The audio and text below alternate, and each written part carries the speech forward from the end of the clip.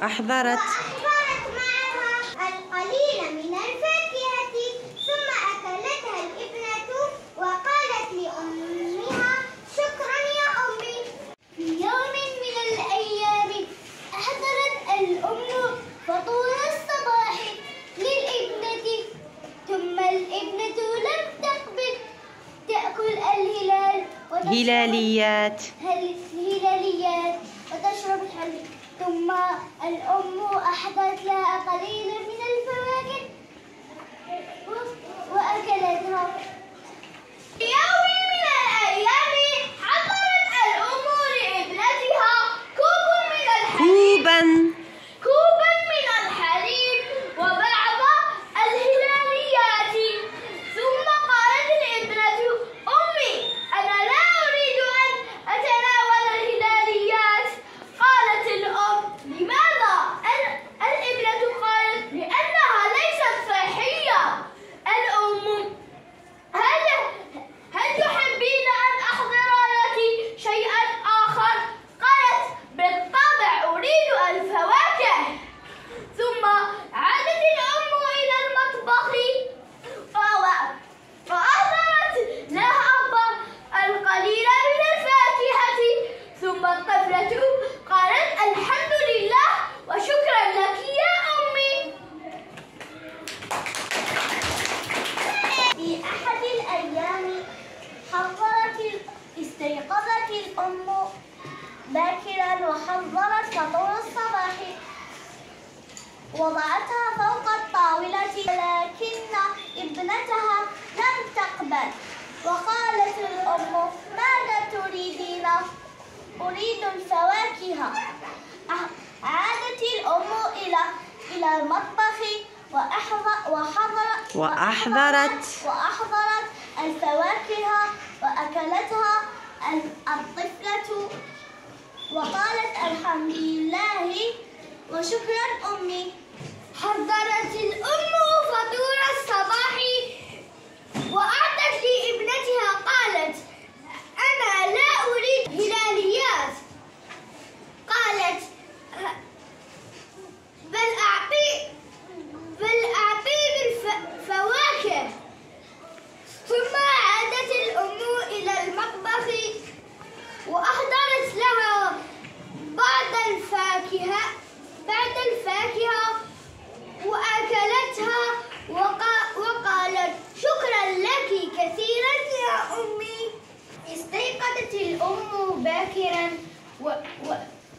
وذهبت إلى المطبخ فحضرت فطور الصباح لابنتها. الابنة قالت لأمها: هذا الطعام ليس صحيا. قالت الأم لابنتها: هل أحضر لك شيئا آخر؟ قالت لها: أريد بعض الفواكه. ذهبت الأم إلى المطبخ وحضرت لها الفواكه. عندما حضرت لها الفواكه قالت لأمها: شكرا يا أمي، أنا أحب هذا الطعام الصحي. فأكلته فشكرت أمها. حضرت الأم الفطور لابنتها فلم تقبل، فقالت الأم لابنتها: ماذا تريدين؟ الطفلة: أنا أريد بعض الفواكه. فذهبت الأم للمطبخ وحضرت لها بعض الفواكه وبدأت تأكل. في يوم من الأيام حضرت الأم الفطور الصباح وأعطته لابنتها. قالت البنت: لا أأكل الهلاليات يا أمي. قالت الأم: وماذا تريدين؟ هل أحضر لك الفواكه؟ قالت له: نعم. فأكلتها وشكرتها. حضرت الأم لابنتها فطور الصباح. فطور الصباح وابنتها قالت أنا سأشرب الحليب لكن لا أريد الهلاليات. الأم قالت لابنتها ماذا تحبين؟ الابنة أنا أحب قليلا من الفواكه. ثم الأم قالت البنت قالت بسم الله، ثم أكلت الفواكه، ثم قالت الحمد لله. ثم قالت لأمها أمي إنه يعجبني. أحضرت لابنتها فطور الصباح. ماذا تريدين أن تأكلي؟ أكل الفواكه. حسنا، سأحضرها حالا. ثم الطفلة بدأت تأكل. حضرت الأم لابنتها الفطورة، ثم قالت لها الأم قالت لابنتها الحليب على الطاولة. الابنة تقول لها لا أحس برغبة في الأكل. ثم قالت لها ماذا تريدين؟ أريد الفواكه.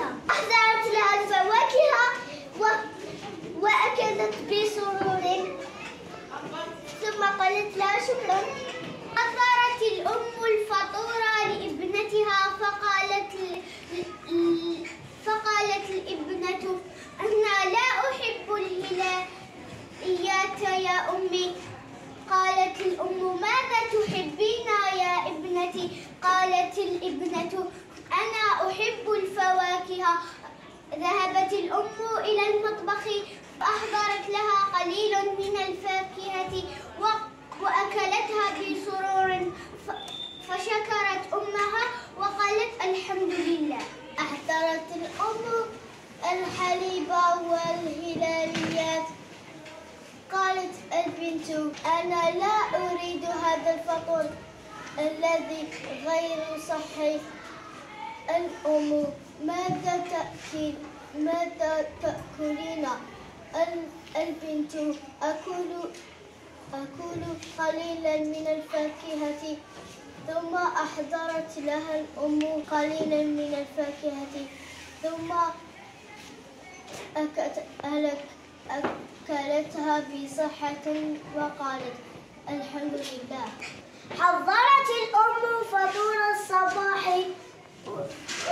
الليلة لم تحب تأكل الهلاليات والحليب. ثم الأم قالت لها ماذا تريدين؟ ليلى قالت لأمها أريد الفواكه. ذهبت الأم إلى المطبخ وعادت، ثم أعطت لها الفواكه، ثم أكلتها بسرور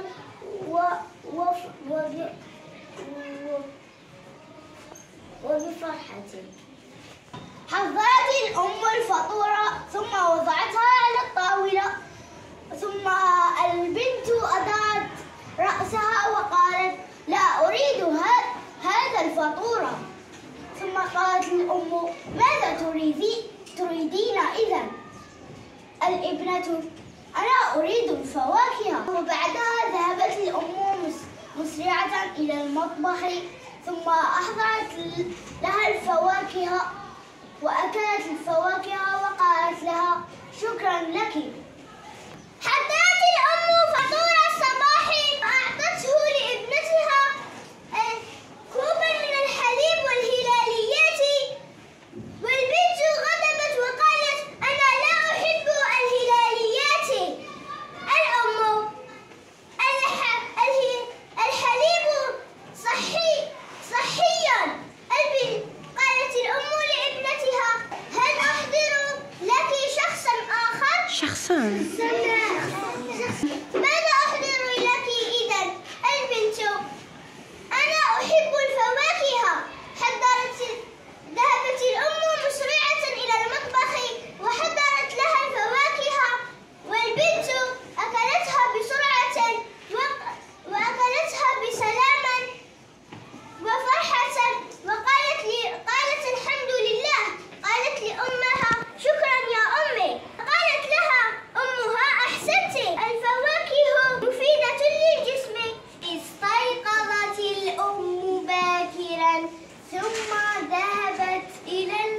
المطبخ. حضرت فطور الصباح لابنتها ووضعته على الطاولة. ثم الابنة قالت: أنا لا أحب هذا الفطور. الأم: ماذا أحضر لك؟ الطفلة: أحضري لي بعد الفواكه.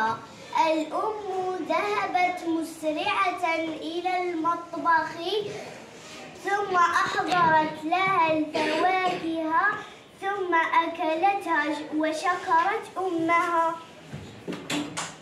حضرت الأم الحليب والهلاليات والطفلة لا تحب الهلاليات والحليب. والطفلة غضبت وقالت: أنا لا أحب الحليب والهلاليات. أحضرت لابنتها الفواكه وأكلتها وقالت: الحمد لله. حضرت الأم فطور الصباح، أحضرته إلى خديجة فوضعته على الطاولة. والأم قالت لابنتها: لماذا لا تأكلينه؟ خديجة: إنني أريد الفواكه. والأم ذهبت إلى المطبخ مسرعة وأحضرت الفواكه وأكلت حتى شبعت وقالت: الحمد لله. حضرت الأم الحليب والهلاليات. أخذت خديجة الأكل لأنها لا تحب الهلاليات. خديجة قالت للأم: أنا أريد الفواكه يا أمي. الأم: حسنا يا بنيتي، سأحضرها حالا. ذهبت إلى المطبخ مسرعة ثم أكلت حتى شبعت. حضرت الأم فطور الصباح وأعطته خديجة. أدارت خديجة وجهها وقالت: أنا لا أحب فطور الصباح. قالت الأم: حسنا، ماذا تحبين أن أحضر لك؟ قالت خديجة: أنا أحب الفواكه. ذهبت الأم إلى المطبخ وأحضرت الفواكه وأكلت خديجة رائعا وقالت: شكرا يا أمي. حضرت الأم فطور الصباح لخديجة. خديجة لم يعجبها الأكل. قالت لأمها: أمي، لم يعجبني الأكل، ماذا تريدين لأحضر لك الفواكه؟ حضرت الأم الفواكه ففرحت خديجة كثيرا وبدأت تأكل بدون توقف حتى شبعت وقالت: الحمد لله. في يوم من الأيام استيقظت الأم باكرا فأعطت لابنتها فطور الصباح. أعطت لها كوبا من الحليب وأعطت لها القمريات الهلاليات. ثم ليلى أدارت وجهها وهي غاضبة فقالت لأمها: لماذا لا تأكلين؟ قالت خديجة: لم يعجبني الطعام، إنه ليس صحيا. قالت لها أمها: بل الحليب صحي. ردت عليها خديجة قالت لها: لا، أنا أحب الفواكه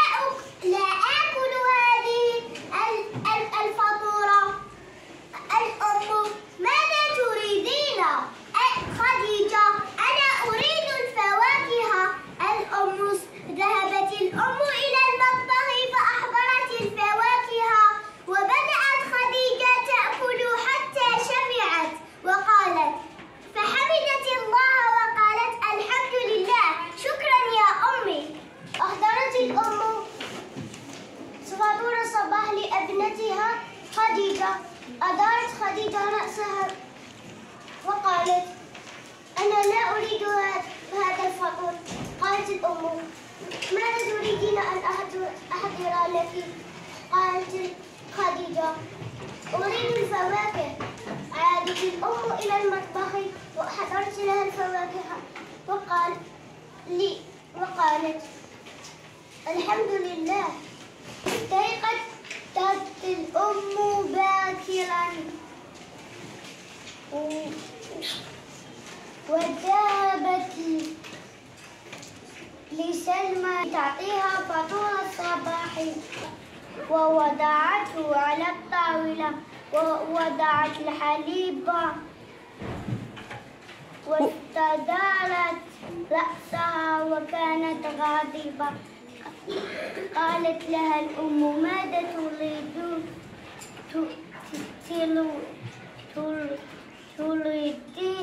قالت لها: الفواكه.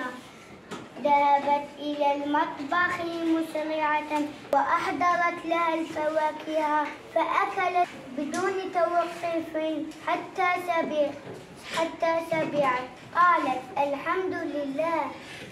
أحضرت الأم فطور الصباح إلى خديجة ووضعته على الطاولة، ولكن خديجة غضبت ولم تأكل. الأم: ما بك يا بنيتي؟ قالت: ليس لي رغبة في الأكل. ماذا تريدين أيضا؟ أريد الفواكه.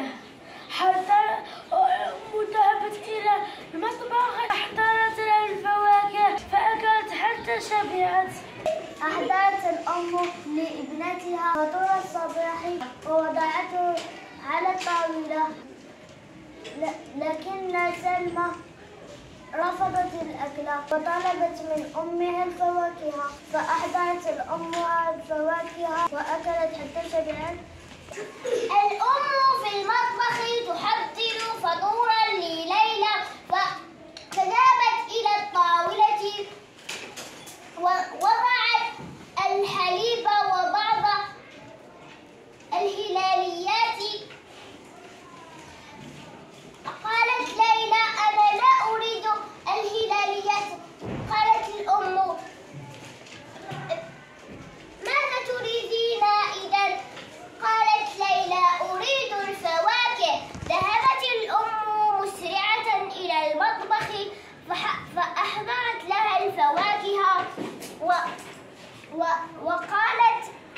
وبدأت تأكل الفواكه بدون توقف. قالت لأمها: شكرا يا أمي، هذا غذاء صحي. ذهبت الأم إلى ابنتها إلى ليلى وأحضرت لها الحليب وبعض الهلاليات، ولكن ليلى رفضت وأدارت وجهها. وقالت الأم: لماذا لم تريدي أن تأكلي؟ قالت ليلى: إن الهلاليات ليست صحية. قالت الأم: ماذا تريدين إذن؟ قالت لها ليلى: أريد الفواكه. ذهبت الأم إلى المطبخ وجلبت لابنتها الفواكه وأكلت ليلى حتى شبعت. وقالت لأمها: شكرا يا أمي. أحضرت الأم كوبا من الحليب والهلاليات وأعطته لابنتها. قالت منى: أنا لا أكل الهلاليات، إنها غير صحية. قالت الأم: ماذا تريدين؟ قالت منى: أنا أحب الفواكه. ذهبت الأم بسرعة إلى المطبخ أحضرت لها الفواكه وأكلت بدون توقف. وقالت منى: شكرا يا أمي. حضرت الأم لابنتها فطور الصباح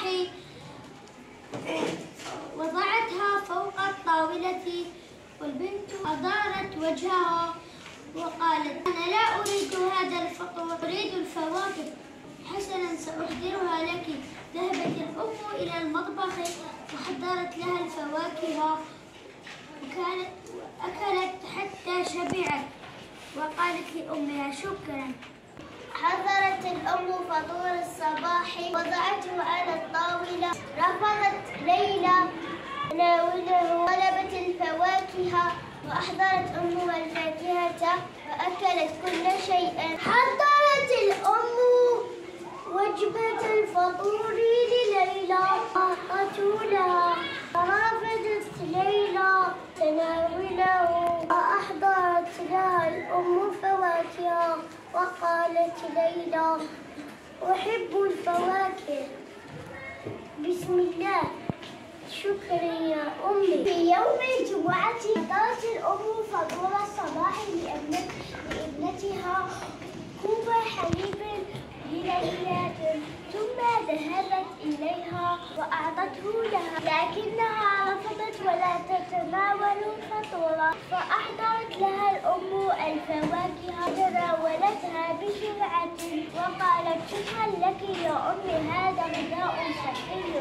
حضرت الأم فطور الصباح لليلى الحليب والهلال، لكن ليلى رفضت وطلبت الفواكه.